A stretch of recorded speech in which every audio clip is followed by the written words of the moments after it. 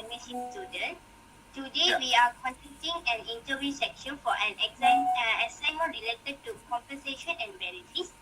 The objective of the assignment is to gain insight to the details of issue related to analyzing salary structures, salary policies, and techniques in organization of your company. We have prepared a set of interview questions and would gratefully appreciate your help in providing answers based on your expertise. So the first question is,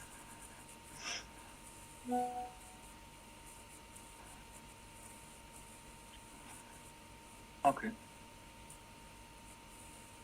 The first question is?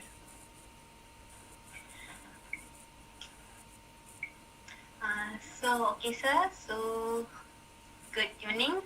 So, my name is Jasmita. So, I'm going to ask about the question that I'm going to ask to sir is, tell me about yourself, sir. As I described in the email that I wrote, my name is Sivaraman Krishnan. I'm the country manager for HR, SKF Bearing Industries. And I'm heading the HR here. And we have about 500 employees in SKF in Malaysia. So I cover all the HR area for the 500 people.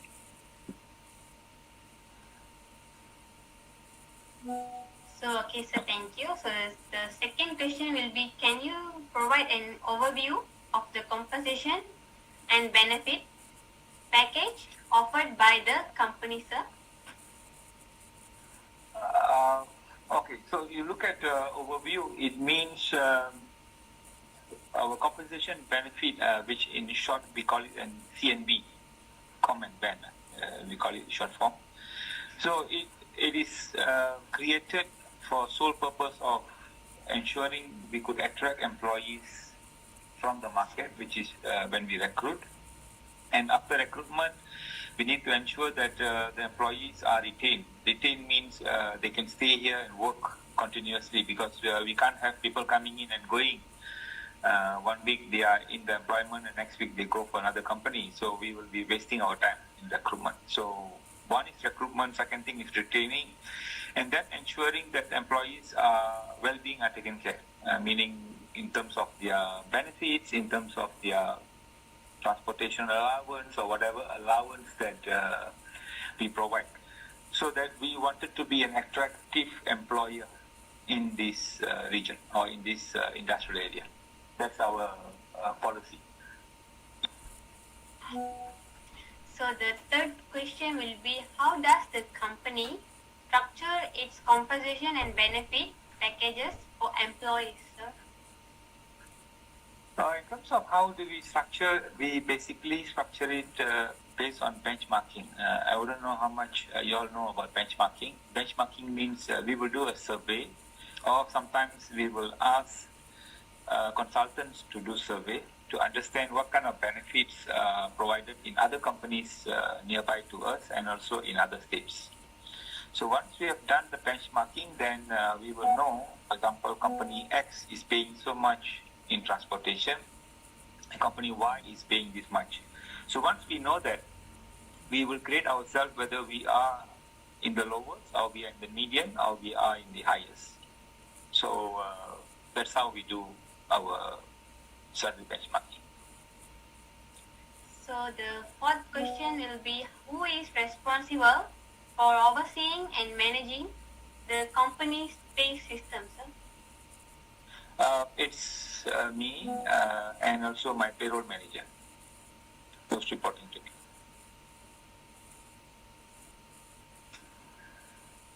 Okay. So the final question will be, how are the practices of internal alignment in your organization, sir? I think I've put in my written submission data is we will follow what we call it as internal alignment by looking at IPE. I think you all are students. I'm not sure whether you all understood what is IPE. IPE is international position evaluation, where we will ensure, let me give you an example, an engineer. in Malaysia and an engineer in SKF in other countries should be paid along the region. For example, we pay an engineer 5,000 ringgit, and then in Okay, sir. So I will pass to my friend. I haven't finished my explanation. Jasmita.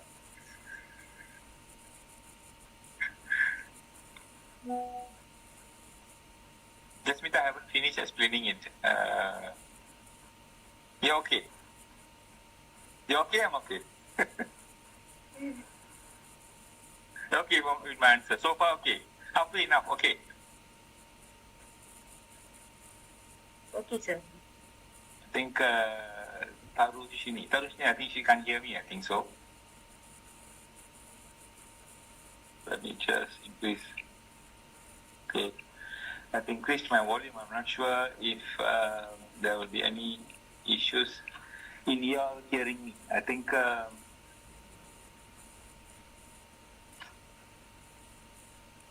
you hear me better now? Yeah, sir. Okay. So, Jasmita, is my answer okay?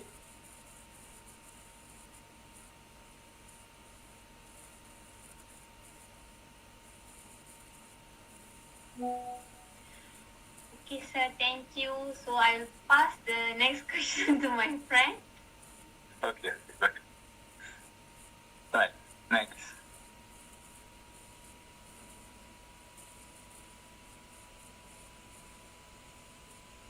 Unmute yourself, Harini, is it? Yes, sir. Right. It's your question, is it? Who's going to ask question now? Who? Priyanka Ravichandran. Okay, Priyanka. All right, Priyanka. Yes, Priyanka. Go ahead. No, you got to increase your volume because your speaker, either your microphone is far from you. Pull it closer.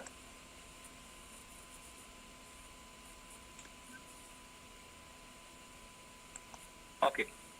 Try. Priyanka, is it? Yes, sir. I think so. She got problem with her line. No, it's not the line. Oh, I think it's...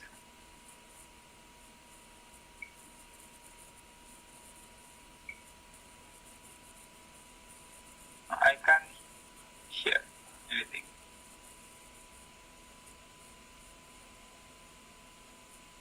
Ask her to disconnect and then connect again.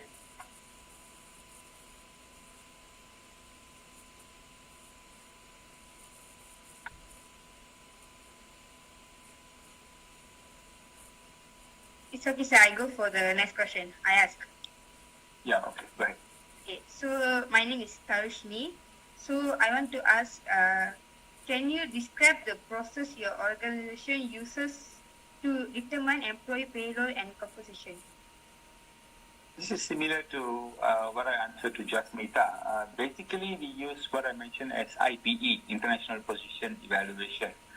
A system where employee of a similar position class, for example, I did not complete my explanation with Jasmita, but she said, okay. So an engineer in Malaysia should be paid at a salary bracket similar to other countries. So, for example, a 5,000 ringgit salary in Malaysia will be paid an equivalent 5,000 ringgit in other countries. Because in the IPE, we will have a bracket and the position class starts from 45, 46, 47 and goes until 60s. So if you're in your position class of 45, you will know your salary is between 5,000 to 7,000 ringgit or 8,000 ringgit.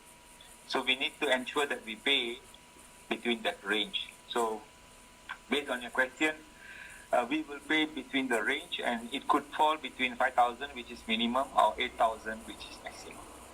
That's how we put in our, we determine the payroll.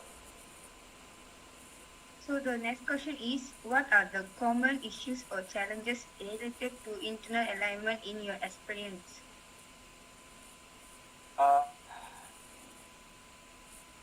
I think basically, as I'm informed to you, it's the employee understanding the internal equity. Hope you all understand what is internal equity. Yeah? Internal equity, okay, sir. Yes. You all understand. Okay, so they need to understand because when I hire an engineer from outside and my current engineer is 5,000 ringgit, I cannot be paying another engineer when I'm recruiting outside for 9,000 ringgit because then it will disrupt the internal equity. So that's why I said the challenges will always be like that because some companies or some candidates that we wanted to hire could have a higher salary than the market that we pay here inside SKF. So that will be the challenges that I mentioned.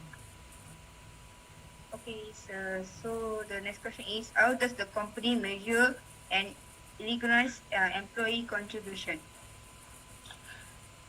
Basically, how do we measure? Recognize is based on their output at their working area, and we have KPIs. You know what is KPI? KPI? What is it? No, sir. Don't know. Key Performance Index. Key Okay. Performance Index. KPI. Key performance index. Okay. For example, if you are a manager in production, you have target to achieve, and then you need to produce goods in this much of number within a month, and then you need to ensure the quality of the product that you produce are good. So this is KPI. So then, if you achieve your KPI, of course, this is we will pay you. We will measure based on that. And then I also mentioned that we have the process called annual salary review, where we will review their performance and we will pay accordingly. So in the performance rating, we have high achiever, medium achiever, low achiever, and poor achiever. So those who are in poor achiever will not get any increment, but then those who are higher achiever will get higher increment. Okay, sir. Thank you. So the next question, can you describe the process? No. Sir, the next question is, are there any barriers or obstacles that hinder employees from making significant contributions? Okay, your question is, are there any barriers or obstacles that hinder employees from making significant contribution? Correct? Yes. Okay. There is no hindrance in terms of contribution as long as the employee could achieve more than what is put into their KPI. We will reward them actually. There's no hindrance. Okay, sir. Thank you. So I pass to Harini for the next question since Priyanka do not have the line. Okay. Once Priyanka is still frozen, ask her to disconnect and then connect again. Okay, sir. So hello, sir. So my question Yes. is, how is external competitiveness expressed in practice?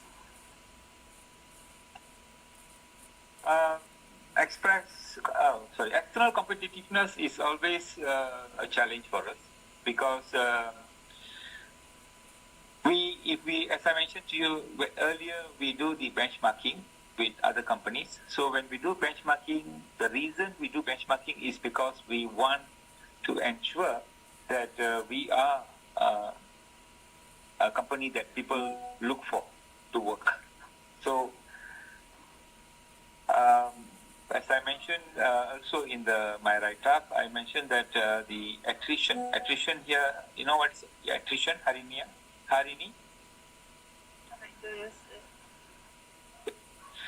Attrition means when people resign, okay? And then from a company, we call it as attrition. Attrition means, for example, I have 100 employees and then 5 of them leave the job. So when 5 of them leave the job, it's called attrition. So how do we calculate percentage? 5 divided by 100, you will get how many percent? Harini? Sir, what? 5 divided by 100, what is the percentage? Uh, 5. So my attrition is 5%. That's how we calculate people who leave the company. Okay. So for your question, how do we external competitiveness expressed in practice is we could see it from the attrition rate, and that is the reason why we do the benchmarking to ensure that our companies are at the best among the employees.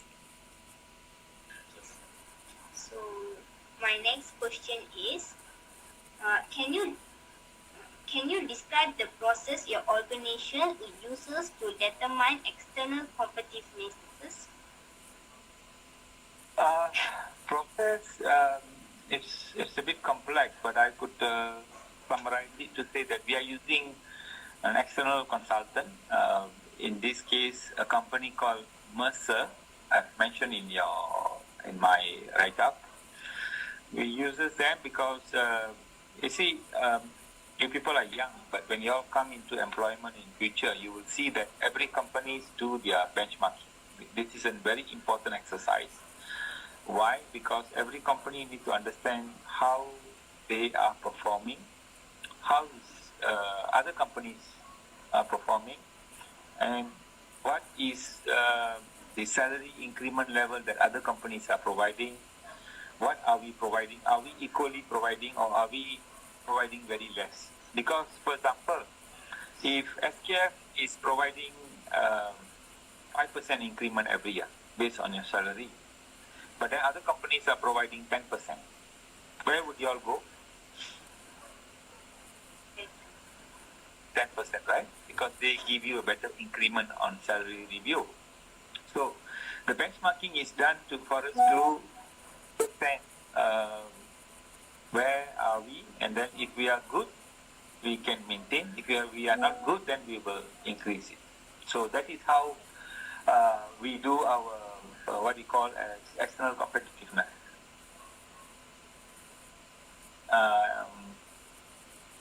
Yes, that is how we will determine our external competitiveness. Yes, sir. My next question is, what are the factors affecting external competitiveness? Factors affecting is other companies who are, do you know the word of pinching? What, sir? Do you know what of pinching? Pinching? Pinching in normal word is filler. No. Yeah, I know. In normal it's called pinching. But in industry, pinching means SKF employees are taken out by other companies. That's called pinching. Okay. So, what is happening is that when a new company starts up, so they are starting up companies here. So they will try to offer higher salary than the market to ensure that our employees will go there. For example, if an engineer salary is 5,000 and that company offers 6,500 ringgit, would you all go? Your current salary is 5,000, another company is offering 6,500. Would you all go? Yes. Yes. Yes. So this is what happens. So this is what factors which is affecting external competitiveness. And then what we do is, I mentioned in the write-up, is at SKF, my policy is that we do not want to go into that race where we will have that company offer 6,500. Immediately, I increase the salary of my engineers to 6,500. I don't. So what I do is that if this kind of issue, I will just let them resign. No issues. But then we will take care that they cannot be offering very high, because end of the day, every salary that we pay for employees will become into our profit and loss statement. Okay. Okay, sir. So So the next question is, can you describe the practice your organization follows for managing the pay system? As I explained to Tarushani, is that we will use the position class, as I mentioned in my write-up, is PC. So we will use it to evaluate the salary of a position. As I described to her, every position has a position class. So, for example, my position has a position class, which is, of course, higher than engineers and so on. My MD, my boss, has a higher position class than me. So our salary has a bracket. For example, my MD salary, I'm giving an example. I'm not quoting anything here. Example, my MD salary is 70,000 per month. Okay, and so his position class, his salary maybe begins at 60,000 to 80,000. So I'm paying him 70,000, and maybe my range is between 30,000 to 50,000, and the company is paying me 35,000, for example. So this is my salary range according to my position class. Okay, so this is how we will use our practice is to have salary range according to position class that we have. Harini, you clear? Yes, sir, can clear.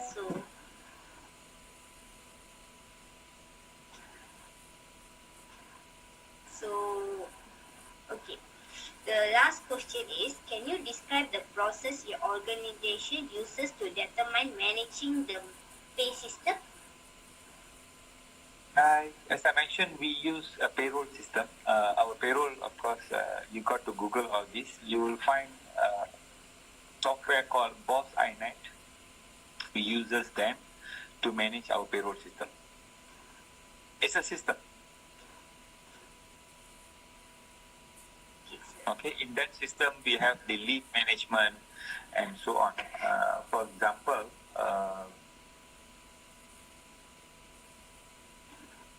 one second, yeah.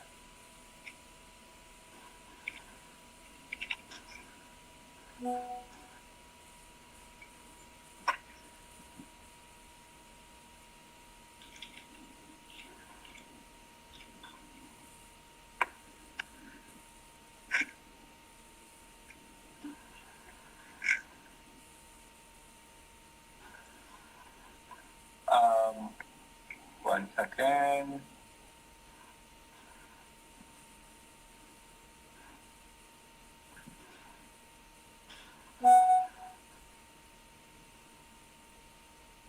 Okay, I'm sharing something on the screen. Can you all see?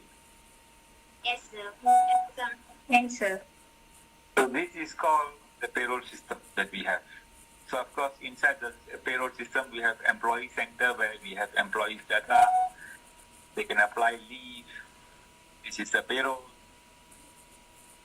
and so on. So we use everything within this so that we should be able to manage. For example, anybody wants to apply leave, so they can apply leave here through the system.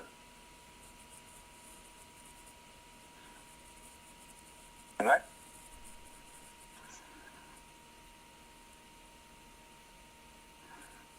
Clear?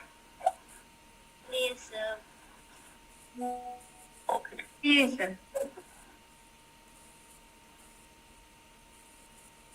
All right. Next, who's in line for asking question? You finished, Harini? Yes, my part I done, sir. So I pass to Priyanka. Priyanka. Sir, can you Okay. hear me? Very well. So the 16th question is, what are the common issues or challenges related to pay system management in your experience? What number is the question? 16. 16. What is your common issues challenging? Okay. Yes. You see, in a payroll system, we have so many components of things paid. So I would say the challenges is how do we manage these variables in a salary process. The variables here means overtime. We have shift allowance, we have production incentive, we have quarterly incentive, we have bonus, we have a 13-month salary. So all these, managing it is a challenge because we need to pull out the data from time attendance system on timely so that we could process the salary. I think later after this I have question for all of you, so be ready after this. Alright? Each and every one of you, I want to understand about you all. Don't be shy, don't be scared. I'm not eating, but I'm just asking questions. Alright? Is it fair? Fair enough, because you ask me questions, so I'm asking you all some questions back. Alright? Okay, so go ahead, Priyanka. Okay, sir. So the last question is, how often does the company review and update its employee compensation packages? The compensation package are reviewed every 3 years. Why 3 years? Because we can't be reviewing every year because this is a very costly affair. A 2% increase in salary will result for me to increase every month my salary cost about few 100,000. Just 2%. Okay, because every month I pay out about 2.3 million in salary payout for all the employees, for the 500 employees. So 2% from 2 million is how much? Priyanka? I'm testing your mathematics also. Yes, sir. What is 2% of 2 million?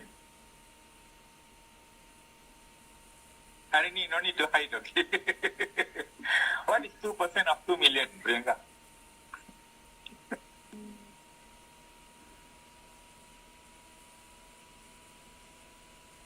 $30,000, right? 40,000? Correct? So, just 2% increase will affect 40,000 per month. 40,000 per month times by 12, because salary is for 1 year, right? Times by 12, you have 480,000 ringgit increase if I just increase the salary by 2%.